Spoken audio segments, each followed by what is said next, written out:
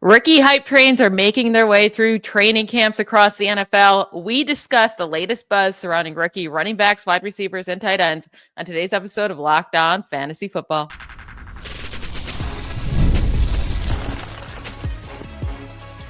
You are Locked On Fantasy, your daily NFL fantasy podcast. Part of the Locked On Podcast Network, your team every day. Welcome into the Locked On Fantasy Football Podcast. I'm one of your co-hosts, Michelle Magdziuk, and when I'm not doing this, I'm a researcher and fantasy analyst with NFL Network. And I'm your other co-host, Vinnie Iyer. When I'm not doing this, I'm writing about NFL fantasy and betting for sportingnews.com. Today's episode is brought to you by Gametime. Download the Gametime app, create an account, and use code LOCKEDONNFL for $20 off your first purchase.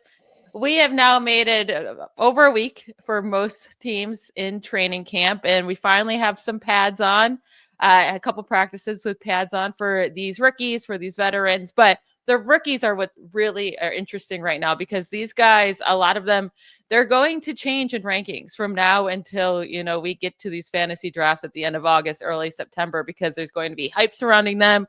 Or there's going to be bad news surrounding them, right? Like they're disappointing at camp. So this is going to change the rankings. So we're going to go through just what's happening right now with a bunch of these rookies and what their teams and teammates are saying about them right now. So let's start with the guys that are going early in drafts. And that has to start with Ashton Jeanty, the 7th overall pick in the NFL draft to the Raiders. He is living up to the hype. It seems like in camp, impressing the Raiders in every way, in all aspects of the game. And right now, and he has been for a while, he's already ranked as the running back 4 overall in consensus rankings. In consensus rankings, he's ranked 11th overall among all positions. And then in average draft position, he's going 9th overall. I don't really know if there's much room for him to move up from now and then a month from now, right?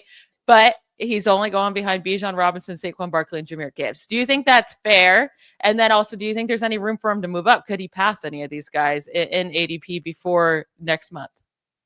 Yeah, it's going to be really hard because you have a lot of buzz around Jahmyr Gibbs and his usage and the new offense. It's going to expand.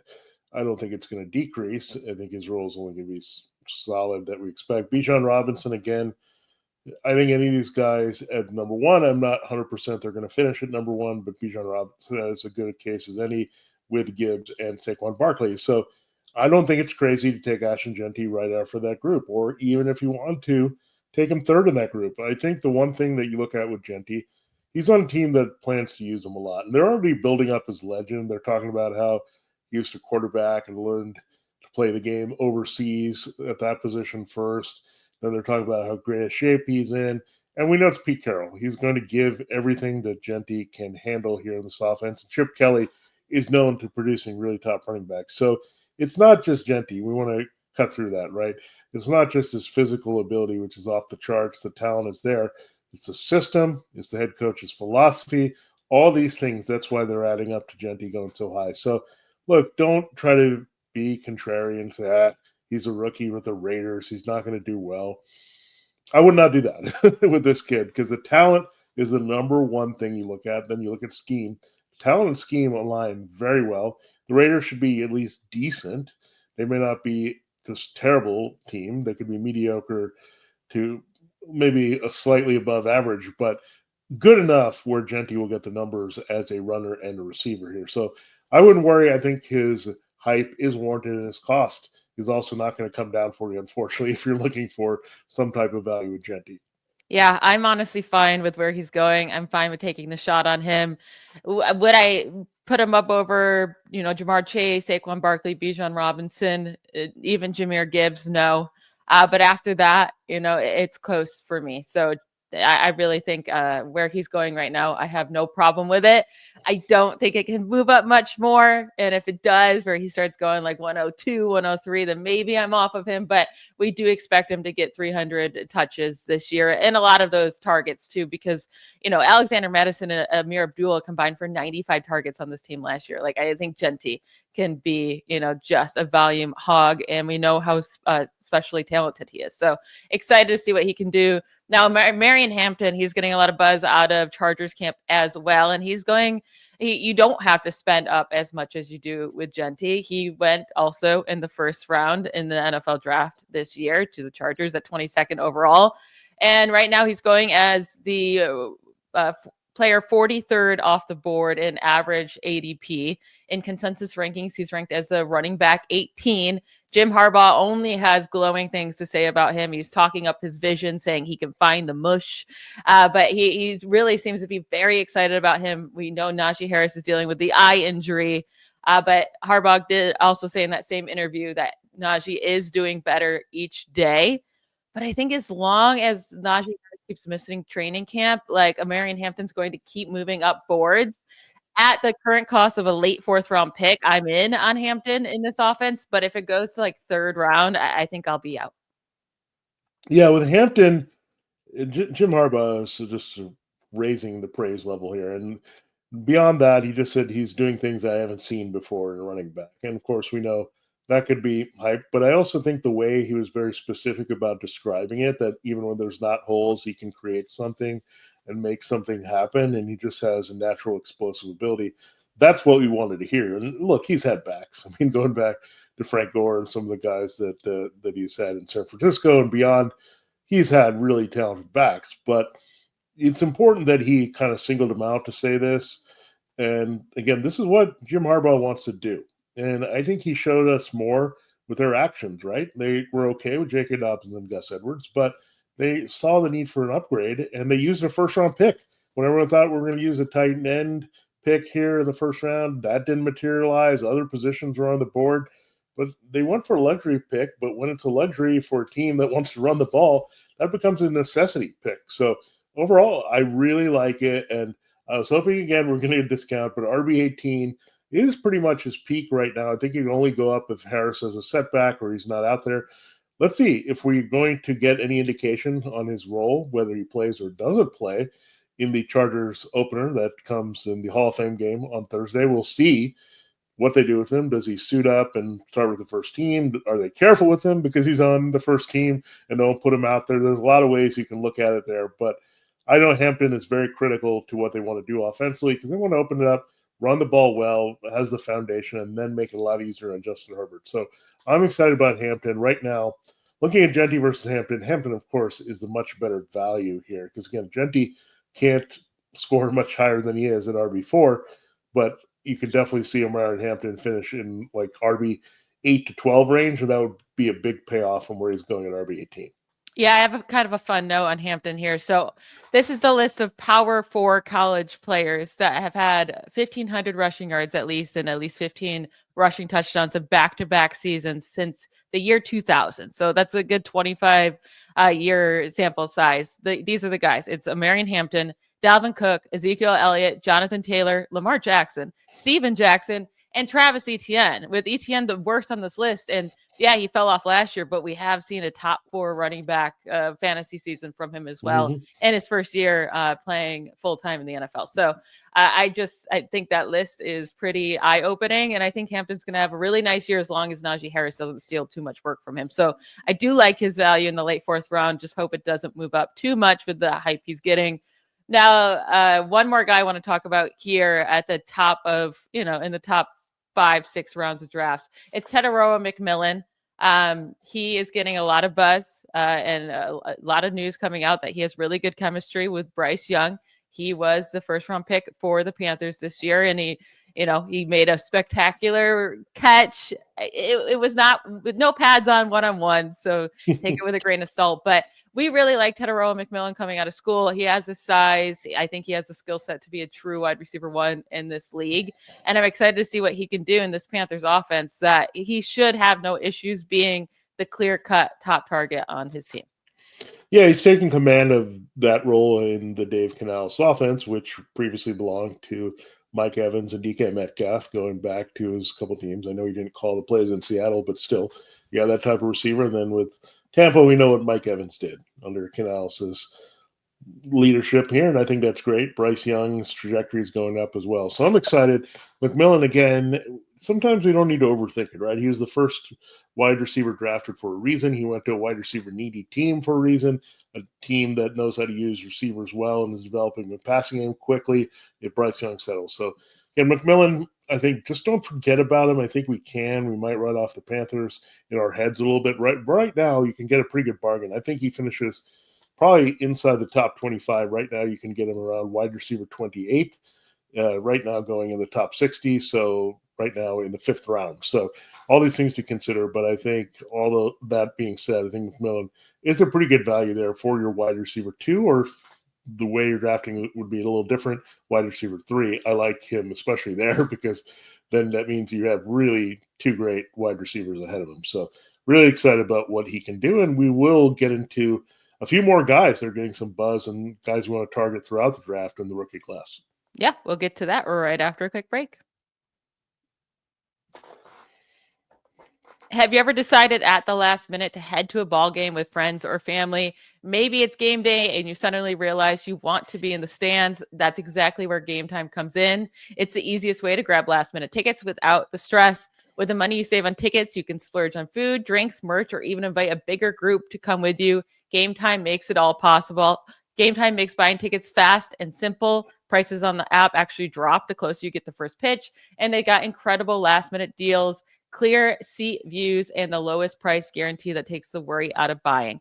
Gametime is the official ticketing partner of Locked On MLB, making it easy to browse the app for an exciting upcoming MLB game. I have been eyeing tickets to the Red Sox versus Astros game in August, and I'll be using the Gametime app to buy my tickets. Take the guesswork out of buying tickets with Gametime. Download the Gametime app, create an account, and use code LOCKEDONNFL for $20 off your first purchase. Terms do apply. Again, create an account and redeem code LOCKEDONNFL. That's LOCKEDON NFL for $20 off. Download the Gametime app today. Last minute tickets, lowest price guaranteed. All right, let's go through some more running backs here who are getting some buzz out of camp. Kaleb Johnson for the Steelers. He is currently ranked running back 26 in consensus rankings. And ADP, he's going 68th overall in the 6th round. But he's turning heads in camp. Only great things about his work ethic, how powerful he looks.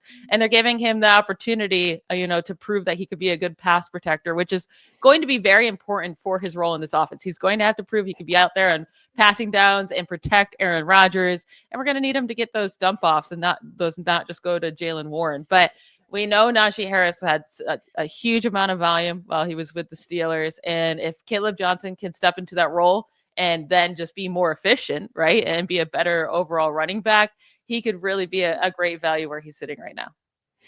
Yeah, for sure. And again, Kaleb Johnson, everyone's a little bit careful with him, right? With the ranking, he's on the borderline of the RB2 in the flex spot, basically. When you're looking at RB 26, there are some backs going ahead of them, which is a bit head scratching for some of those guys, not with Jeanty or Hampton, but I think everyone's just worried about the role in Jaylen Warren a little bit too much. I think they got him for a reason. He was the perfect fit for what they want to do, pound the ball here and deliver that. But now it's great that they're looking at the pass protection because that says he can be a 3-down back in their eyes, and Jaylen Warren can come in there. There'd be a change of pace, take some pressure off him maybe on the earlier downs a little bit more when they're in the passing situation. So it'll be good to continue to see Johnson's role evolve here. Now, one guy whose role I think is headed downward here, and he's actually ranked ahead of Kaleb Johnson. I don't think it's going to be for long. He's actually 62nd overall, and Johnson 66. He's RB 24, and Johnson is 26. It's RJ Harvey. But the only thing I've really heard from Broncos camp is the fact that J.K. Dobbins, remember him, it all comes full circle, that the Chargers have decided not to bring him back. The Broncos waited a long time to add Dobbins, and maybe because they want to check out if he was healthy, right? Coming off his knee injuries in the past. He missed some time last year, so checked out, fully healthy. He might be in for a bigger role than we think. And we know Sean Payton and Joe Lombardi, they've used 2 running back approaches in the past. It's been out there, different situational roles. So I think RJ Harvey has some of that Alvin Kamara role in him, but I think J.K. Dobbins does too. He's got some burst, can finish well in the red zone. He may not be as skilled as a receiver as Harvey in the end, and maybe not quite as explosive given all the history here. But, Michelle, RJ Harvey, are you continuing to say, hey, this guy's trending down and I need to avoid him? I actually don't think he should be trending down all that much. Okay. Now, I do like Kaleb Johnson more. So maybe I just want Kaleb Johnson to go higher, right? Because right now in average draft position in half PPR leagues, Harvey's going on average in the 5th round with Kaleb Johnson in the 6th. I kind of would like those flop, but it's not because I don't like Harvey. It's just that I have more worries about J.K. Dobbins taking more work from Harvey throughout the whole year than I do Jalen Warren with Kaleb Johnson. But I'm not worried about Dobbins getting first team reps right now. I expect Dobbins to probably start the year as the starter, but also like this early in training camp, the veteran's going to get a veteran of Dobbins status, right? He's been in the league for a while now, has shown that he could be successful. He's going to get first team reps, especially with Sean Payton. He's an old school type of head coach. They were never going to just hand the keys over to Harvey in this situation right off the bat in training camp. And also what's nice about Harvey is that you're not worried about him taking over like you would fully expect Harvey to be the receiving back here, even if he loses some, carries to Dobbins, because Dobbins has just never been that type of guy. Plus, Dobbins can't stay healthy. Even last year, when he came back and really surprised us, he still missed a handful of games again. And I mean, his efficiency was so good to start the year. It highly dropped off. I mean, after like week 3, they only gave him a 1-year, $2 million contract. I think Dobbins will start as a starter, and then Harvey will still take over plenty early enough to be a fine draft pick where he's going. Yeah, for sure. And you look at Harvey, I mean, that might turn him into a value, right? And right now he's too expensive, where that's great to hear. I mean, Dobbins, we also know, as you mentioned, I don't know how long he's going to last. We're just waiting for the shoe to drop and say when is he going to be back on the shelf. And it happened last year, even though it wasn't related as much to the knee injury. Now, one other guy that is buzzing, we'll go back to wide receivers, Travis Hunter. Now, he is playing both ways in camp, so they're clearly going to make him a two-way player. I think they have to be careful with his reps. The question is he going to get a few more snaps on offense than he is defense? And that definitely could be the case, right? Because offensively, I think they need him to be that extra receiver, Brian Thomas Jr., to line up, maybe create some mismatches in the slot. So I think I'm holding steady on him. He's wide receiver 33, going 73 overall, but I might start to dig a little deeper, look for some value here, because I don't think you're going to get too much from Hunter. I liked him as a wide receiver 3, but I don't know if I can go that far up. Given there's Brian Thomas Jr., they have a clear number 1 guy there. Can they have a 1 and a 2, right? It's really hard to expect, even with the Liam Cohen offense and the transition being positive for Trevor Lawrence. But I think it's fair to hold him steady. Maybe he's a little undervalued, but that's it for me with Hunter. I do like him, but I'm not going to overpay with his name, right, to get him as the reigning Heisman winner. See, I kind of like that he's playing on both sides of the ball right now, and he will in his rookie season or hopefully throughout his career. But I think it'll keep him down in that 6th round. And I think him going in the 6th round, I'm totally in on that because of what his ceiling is. I do think he has a very high ceiling. He's going a wide receiver 33 in consensus rankings right now. Like I said, 6th round on average, he's being drafted. And I'm not worried about the snaps on both sides of the ball because in college, he was averaging 112 snaps per game throughout his college career, like 112 snaps per game. And you're not even going to play that much if you were to play every single snap on both offense and defense in the NFL. It wouldn't even add up to that. Yeah. But then also, like, no one plays all the snaps on offense, especially like Ladd McConkey last year, a fantastic rookie season. He played 68% of the team offensive snaps last year.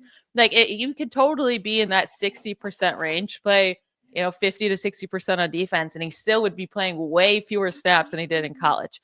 So I'm really not too worried about him playing both sides of the ball. We've seen plenty of guys have really good fantasy seasons without needing, the 80+% of snaps. That's just really what we should expect from him this year. So I'm not worried about it. Yeah, I think that's very fair with his usage. I think it's going to be right on to what we think it is. I mean, a lot of the Jaguars stuff this offseason has not been kind of hiding their cards. They're telling you exactly what they're going to do, and that's helpful. And a lot of teams don't do that too much here. But Travis Hunter, again, I figure in some leagues, however, because of the name, he's probably going to be way overdrafted, which is fine. I don't think it's wrong either if you like his upside. But keep in mind, in a lot of leagues, he probably is not going to last that far into the wide receivers. He's just too big of a name to look at. So you might have to spend a little bit more than what he's worth to get him, but you may end up working out really well for you. So we'll look at 4 guys that are maybe a little bit deeper down the list. not necessarily people we're looking at to start, but people we're looking at as high upside stashes. So we have 4 of those rookies we will discuss as sleepers there in our final segment. All right, this episode of Locked On Fantasy Football is brought to you by Yahoo Fantasy Sports. It's a great time to get in on Yahoo Fantasy Sports, get your league going there, because we know the drafts are just going to come right around the corner as we turn the calendar to August. So I'm really looking forward to getting my league going again there. And I played there for more than 20 years, believe it or not. They've been around as a reliable source of best fantasy platform, whether you're drafting or in season. It's fantastic. It's back here to stay. So fire up the group chat, get your draft board ready, and buckle up for a season filled with breakouts, busts, and all the overreactions we live for. It's all going down only on Yahoo Fantasy. This year, Michelle and I are going to be playing there on Yahoo Fantasy again. And you should, whether you're a first timer or veteran like me, making about your millionth league, they're ready for you. It's really so fun, and really they're going to make it a blast this offseason in particular to celebrate 28 years of fantasy greatness. Yahoo Fantasy is dropping 28 big new features over 28 days. That would be the month of August, giving you more ways to play, more ways to draft, and more ways to win. It all begins on August 4th. Stay tuned and get started by creating or joining a Yahoo Fantasy League at only yahoofantasy.com/LockedOnNFL. That's right. It's yahoofantasy.com/LockedOnNFL. And let's make this fantasy season the best one yet. All right, Michelle, it is time to close the show looking at 4 deeper rookie sleepers. And when I say that in the realm of rookie fantasy, they're sleepers, but they're rather big names that we're looking at that were talked about a lot in the draft and where they landed. Let's start with a fun name to say. It's Cam Scataboo. Looks like they're carving out his role, so to speak, with what they want to do with Brian Dable, see what his complementary spot is going to be with whoever's quarterback. Well, it might be he's the third down back. And I don't know if this is great for him or better for Tyrone Tracy. Try to make sense of this. He's RB39 going 112 overall in half-point PPR. Yeah, I mean, I think Scataboo is just going to keep earning more and more time. I mean, his coaches are already falling in love with him. The defense is falling in love with him. I mean, like all of the players, like Brian Burns, are talking him up. The coaches are talking him up, and we knew this was going to be the case. Cam Scataboo, like just watching him play, he's such an exciting player, and he brings it all, and he has all the energy and just like all that grit. And I knew like he'd be a coach's favorite. And I mean, the production he put up at Arizona State, right? Arizona State, not Arizona. Arizona State, yeah, was absolutely like he was their offense. He was so good, and he's a really, really good receiving back. So that's why they would consider him in that third down role. But he was the first running back to have 1,500 rushing yards and 500 receiving yards in a season in college since Christian McCaffrey in 2015. So what the production he had was no joke. And then he had all the touchdowns too. He had 21 rushing touchdowns and 3 receiving touchdowns. So I'm really excited to see what he can do. I think right now you can draft him, in the double-digit rounds. And I would rather take a shot on Cam Scataboo in the double-digit rounds than take Tyrone Tracy earlier in the draft. I'm 100% with you on that way of thinking. Like, just go for the sleeper that's more exciting, especially if he's a rookie that has a lot of buzz like Scataboo. The other thing I would consider is this: if it's a receiving forward role, that could actually be really good for him because, again, they're sorting things out after Malik Neighbors. They're sorting it out between wide receiver and tight end, what the specific roles are going to be. So they might need Scataboo to play a more versatile hybrid role, catching the ball quite a bit more than we expect, and also maybe getting some power running goal line opportunities because he's a big guy that can score a lot of touchdowns. And Tracy, we know, is on the slighter end of that. I mean, he was pretty good last year when called upon in short yardage, but I think Scataboo can be more effective in those areas. So if he's eating up all the receiving yards and getting the key pay dirt opportunities, then it's really good for Scataboo. Now, another guy around the same range, actually, 122 overall, but at tight end 13, so right out of the tight end ones in 12-team leagues, Tyler Warren. It looks like Tyler Warren is doing his thing, Michelle, to impress the Colts. Yeah, we've talked a lot about Tyler Warren. We really love his value. Where if you're punting the position at tight end and you're not taking one of those top guys, like even once you get past TJ Hawkinson, almost like the Sam Laporta, TJ Hawkinson, just wait And I do like David Njoku a bit in the middle rounds, but like I think Tyler Warren is really a great value at 10 and 13. You can grab him in the 10th, 11th round in drafts, and average draft position right now. And he has the opportunity with the Colts to honestly be their top target. And all of a sudden, rookie tight ends, I mean, they're producing, right? We've had the tight end one overall be a rookie in each of the last 2 seasons, with Sam Laporta in 2023 and Brock Bowers last year. So it's not out of the question. And we talked a lot about Tyler Warren. I wanted to ask you about these 2 other rookie tight ends that have been getting a lot of hype out of their camp. And that's Mason Taylor with the Jets and Elijah Arroyo with the Seahawks. Both of them were 2nd-round picks by their team in the NFL draft this year. And both of them look like they could be starters right off the bat, especially Mason Taylor. And Taylor's getting all the praise from Aaron Glenn, the new head coach for the Jets, and Garrett Wilson. And apparently has a super strong connection with Justin Fields. One of the reporters called him Mason Taylor Fields' go-to guy in training camp so far. That's interesting. He's going undrafted in fantasy drafts. And Elijah Arroyo now is interesting because the Seahawks released Noah Fant, and he's been getting a ton of praise in camp as well. And his only competition to be a starter is 4th-round pick last year and AJ Barner. Either of these 2 guys on your radar at all to like maybe just take a shot on in like round 15, 16? Well, I think you do have to consider both of them, because Arroyo is in position here behind Jackson Smith-Njigba and Cooper Kupp to be a key target in this offense as they transition here again to Sam Darnold. Now, Sam Darnold did get it going with TJ Hawkinson when he was available to him and healthy last season. He did make it work with 3 similar receivers, right? I mean, Jordan Addison's the younger version of Kupp. Jackson Smith-Njigba has a little bit of the Jefferson upside as an all-around receiver, if we look at it. And then you had the tight end work as well. So I think that is fair to look at with Sam Darnold making the transition to the Seahawks offense. And keep in mind, you also have Mike McDonald, who has some influence with the Ravens, and tight end was a big deal on that team with Mark Andrews and Isaiah Likely. So all the things, the environment points to Arroyo being a sleeper. Now, in the other situation, you look at Mason Taylor, there's not a lot there either. I mean, we're trying to figure out the rest of the receivers behind Garrett Wilson. It's Garrett Wilson. Garrett Wilson and Breece Hall. Don't forget about him and being a big receiver out of the backfield. But yeah, it's a Garrett Wilson show. You just got a contract. Breece Hall is out to prove it as a runner. We'll see. But Mason Taylor, again, the pedigree is great. I mean, everyone knows him in that division. It's Jason Taylor's son and Zach Thomas's nephew. I mean, that's a pretty good pedigree to have those 2 athletes in your family. So yeah, I thought he was a sleeper coming out of LSU, and I thought this tight end class was a lot deeper than just, hey, Tyler Ward and Colston Loveland are going to do this thing. There were a lot of these intriguing guys, and we're starting to see some of that cream rise a little bit based on opportunity and talent in camp. Yep. And then one more guy to discuss. It's another 1st-round wide receiver in the draft, Matthew Golden for the Packers. He's right now wide receiver 51 in consensus rankings and average draft position. He's going as wide receiver 46, a little bit higher than the consensus rankings in the 10th round. But, you know, he's getting the buzz that a lot of these speedster wide receivers do get when they're wearing shorts, right?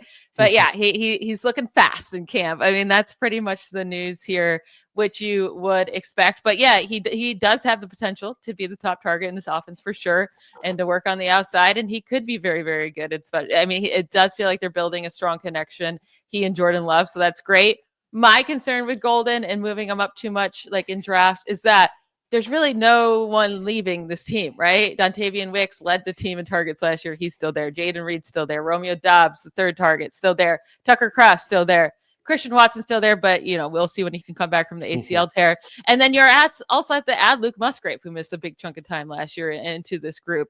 So maybe Wicks just completely gets out of the offense, but I don't know. Yeah. It's hard to find where there's going to be enough work here to make him a weekly starter for fantasy. I know that hurts you because you're wearing the Texas shirt, so I know that hurts a little bit with Matthew Golden. But look, it's just very hard to know exactly what his role is going to be. We need some of these guys to go by the wayside in terms of the depth chart. And mainly the guys we're looking at are Watson being hurt where he's not in the picture. Then you get to Romeo Doubs and Dontavian Wicks because they're guys that can compete with the outside snaps that he needs to really be operating as a number 1 with Jaden Reed in the slot. So some of these things had to clear themselves up. It's a crowded mess there right now. in Green Bay. I love Matthew Golden. He would have been great. Say he landed on Buffalo or any of these other teams that really lined up with this talent. But I think in this particular situation, he needs the crowd to clear up a little bit.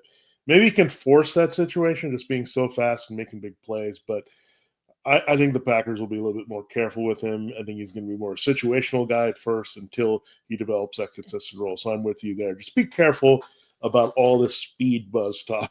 That's all I'm going to say. Yeah. And I do think like if you play in best ball leagues where you don't have to set a lineup, then he becomes a much more interesting draft pick, because I do expect him to have some really big plays and big games. It's just, I don't think it's going to be consistent workload that he gets. And it's going to be hard to figure out when those games will be. So best ball, I'd be more interested than a normal league. But that will be it for today's episode. I want to thank you all for making Locked On Fantasy Football your first listen today. For your second listen, check out Locked On Bets. Betting experts Lee Sterling and Kevin Rogers have daily MLB locks and can't miss football futures. Find Locked On Bets on YouTube or wherever you listen to podcasts. We'll be back with you tomorrow. Have a good night. Bye, y'all.